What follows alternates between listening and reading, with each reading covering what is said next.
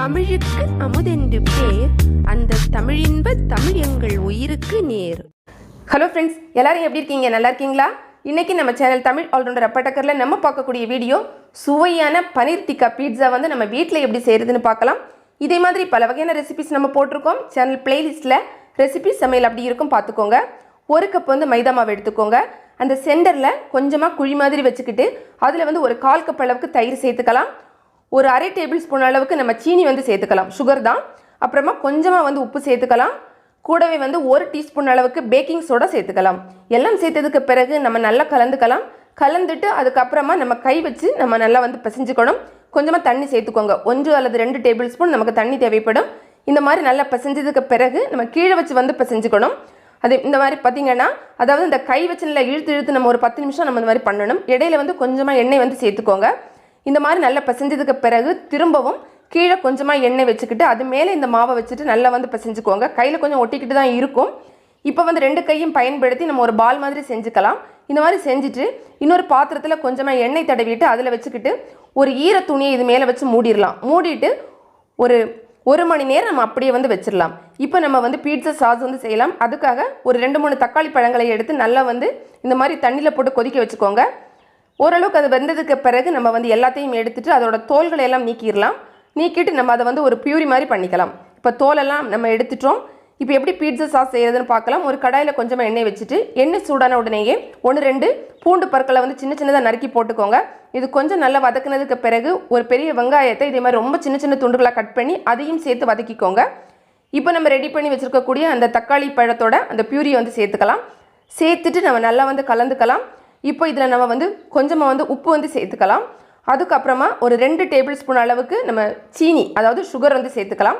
சேர்த்துட்டு அதுக்கப்புறம் 1 டீஸ்பூன் மிளகாய்த்தூள் வந்து சேர்த்துட்டு நல்லா வந்து கலந்துக்கோங்க. இது கொஞ்சம் வந்து பாயில் ஆகட்டும். இப்போ நம்ம என்ன சேர்க்க போகிறோம் அப்படின்னு பார்த்தீங்கன்னா, நம்ம வீட்டில் வந்து கெச்சப் இருந்துச்சு அப்படின்னா ஒரு 1.5 மூடி கெச்சப் வந்து சேர்த்துக்கலாம். இல்லை அப்படின்னா அதை விட்டுக்கோங்க, பிரச்சனை கிடையாது. எல்லாம் சேர்த்துட்டு நல்லா வந்து திரும்பவும் நல்லா வந்து கலந்துக்கோங்க. கடைசியாக நம்ம வந்து கொஞ்சமாக பட்டர் சேர்த்து மிக்ஸ் பண்ணிக்கலாம். அப்போ தான் ரொம்ப ரிச் டேஸ்ட்டாக இருக்கும். இப்போ ரெடி பண்ணிட்டோம். அடுத்தது நம்ம வந்து பனீர் டிக்கா எப்படி செய்கிறதுன்னு பார்க்கலாம். 1/4 கப் அளவுக்கு தயிர் எடுத்துக்கோங்க. 1 டேபிள் ஸ்பூன் அளவுக்கு நம்ம கடலை மாவு, 1 டீஸ்பூன் மிளகாய்த்தூள், 1 டீஸ்பூன் கரம் மசாலா, அப்புறமா ஒரு 1/2 டேபிள் ஸ்பூன் இஞ்சி பூண்டு விழுது, 1 டேபிள் ஸ்பூன் வந்து எண்ணெய் வந்து சேர்த்துக்கோங்க. கொஞ்சமாக உப்பு சேர்த்துக்கோங்க. சேர்த்துட்டு கடைசியை வந்து ஒரு எலுமிச்சம்பழத்தோட சாறு வந்து சேர்த்துக்கோங்க. எல்லாம் சேர்த்துட்டு நல்லா வந்து கலந்துக்கோங்க. இது நல்லா கலந்து பனீரை போட்டு நம்ம வந்து மிக்ஸ் பண்ணி ஒரு 10 நிமிடங்கள் அப்படியே நம்ம வந்து வச்சிடலாம். மேரினேட் பண்ணுறதுக்காக வச்சிடலாம். இப்போ ஒரு கடாயில் வந்து கொஞ்சமாக எண்ணெய் சேர்த்துக்கோங்க. எண்ணெய் சூடானதுக்கு பிறகு நம்ம ரெடி பண்ணி வச்சிருக்கக்கூடிய அந்த பனீரை சேர்த்துக்கலாம். உங்களுக்கு இந்த பனீர் வந்து ரொம்ப துண்டாக வேணும் அப்படின்னா ஃபர்ஸ்ட்லேயே நீங்கள் இந்த பனீரை லைட்டாக வந்து எண்ணெயில் பொரித்து அதுக்கப்புறமா சேர்த்துக்கோங்க. அப்போ வந்து உங்களுக்கு அந்த பீசஸ் வந்து அப்படியே கிடைக்கும். நம்ம இந்த மாதிரி செய்யும்போது பார்த்திங்கன்னா அது கொஞ்சம் வந்து ஒரு மாதிரி லிக்விட் மாதிரி ஆயிரும். இப்போ வந்து நம்மளோட மாவு நம்ம எடுத்துக்கலாம். 1 மணி நேரத்துக்கு பிறகு எடுத்துகிட்டு நம்ம திரும்பவும் இதை வந்து நல்லா வந்து ஒரு தடவை பிசைஞ்சுக்கலாம். ஒரு 1-2 நிமிடங்கள் நம்ம வந்து பிசைஞ்சுக்கலாம். கொஞ்சமாக எண்ணெய் சேர்த்துக்கோங்க. அப்போ தான் கொஞ்சம் கையில் ஒட்டாமல் வரும். எண்ணெய் சேர்த்து நம்ம நல்லா வந்து பிசைஞ்சுக்கலாம். கைகளை வச்சு இழுத்து பிசைஞ்சுக்கணும். நல்லா பிசைஞ்சதுக்கு அப்புறமா திரும்பவும் நம்ம 2 கைகளையும் பயன்படுத்தி ஒரு பால் மாதிரி நம்ம செஞ்சுக்கலாம். முதல்ல செஞ்சோம்ல அதே மாதிரி செஞ்சுட்டு திரும்ப நம்ம என்ன பண்ண போகிறோன்னா, இந்த மாதிரி கொஞ்சமாக கீழே வந்து கார்ன்ஃப்ளவர் மாவு ஏதாவது போட்டுட்டு அது மேலே இதை வச்சுக்கிட்டு சப்பாத்தி மாவு மாதிரி நம்ம பண்ணிக்கலாம். கைகளால் நம்ம பண்ணாலும் பிரச்சனை இல்லை. இல்லை நீங்கள் வந்து பூரி கட்டை வச்சு நீங்கள் வந்து கொஞ்சமாக வந்து ரோல் பண்ணி விட்டாலும் பிரச்சனை கிடையாது. ரொம்ப அழுத்தக்கூடாது. சென்டரில் கொஞ்சம் மெல்லிசாக இருக்கணும். சைடில் வந்து ரொம்ப திக்காக இருக்கணும். இப்போ நம்ம ஒரு கண்டெய்னரில் எண்ணெய் தடவிட்டு அது மேலே இதை வச்சுட்டு கரெக்டாக அந்த ரவுண்டு ஷேப் வந்து கரெக்டாக வச்சுக்கோங்க. வச்சதுக்கப்புறமா நம்ம டாப்பிங் எல்லாம் வைக்கலாம். இப்போ நம்ம வந்து இந்த மாவு ரெடி பண்ணி வச்சுட்டு அதுக்கு மேலே நம்ம ரெடி பண்ணி வச்சுருக்கக்கூடிய அந்த பீட்சா சாஸ் இருந்தில்ல அது வந்து நம்ம சேர்த்துக்கலாம். ஃபுல்லாக வந்து படுறது மாதிரி கொஞ்சம் நிறைய வச்சுக்கோங்க. மிச்சம் இருக்குன்னா ஃப்ரிட்ஜில் வச்சுட்டு 2-3 நாளைக்கு பிறகு நீங்கள் பயன்படுத்திக்கலாம். அதுக்கு மேலே நம்ம ரெடி பண்ணி வச்சுருந்தது அந்த பனீர் வச்சுருந்தோம்ல அதை வந்து சேர்த்துக்கலாம். நான் வந்து எல்லா மாவையும் சேர்த்து ஒரே பீட்சாவாக செய்கிறேன். நீங்கள் 2 பீட்சாவாக கூட இதை வந்து செஞ்சுக்க முடியும். கடைசியை வந்து நம்ம கொஞ்சம் சீஸ் வந்து போட்டுக்கலாம். துருவி போடுறதுனா துருவி போட்டுக்கலாம். இல்லை அப்படின்னா இந்த மாதிரி நீங்கள் வந்து போட்டுக்கலாம். சும்மா கைகளால் பிச்சு கூட போட்டுக்க முடியும்.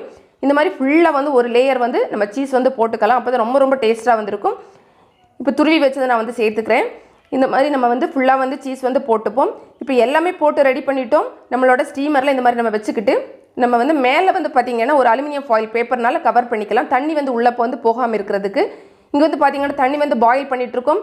இது மேலே நம்ம கொண்டு இந்த மாதிரி ஸ்டீமர் வச்சுக்கலாம். வச்சுட்டு மேலே மூடி வைக்கலாம். ஒரு 10லிருந்து 15 நிமிடங்கள் நம்ம அப்படியே இருக்கட்டும். அதுக்கு பிறகு வந்து திறந்து பார்க்கலாம். நம்மளோட பீட்சா சுவையான பீட்சா வந்து ரெடியாக இருக்குது. நம்ம இப்போ வெளியே எடுத்துடலாம்.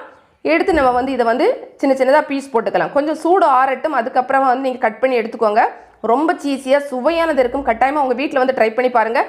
நீங்கள் இதை வந்து 2 பீட்சாவை செஞ்ச முடியும். அதாவது இந்த மாவு போதும் 2 பீட்சா வந்து செய்கிறதுக்கு. நான் வந்து பெருசாக வந்து கொஞ்சம் செஞ்சதுனால ஒரே இதாக செஞ்சுருக்கேன். இந்த வீடியோ உங்களுக்கு பிடிச்சிருந்தனா லைக் பண்ணுங்கள், உங்கள் ஃப்ரெண்ட்ஸ்க்கு ஷேர் பண்ணிக்கோங்க. மேலும் பல வகையான பயனுள்ள தகவல்களுக்கு நம்ம தமிழ் ஆல்ரவுண்டர் அப்பா டக்கர் சேனலை மறக்காமல் சப்ஸ்கிரைப் பண்ணுங்கள். தேங்க்ஸ் ஃபார் வாட்சிங். நன்றி, வணக்கம்.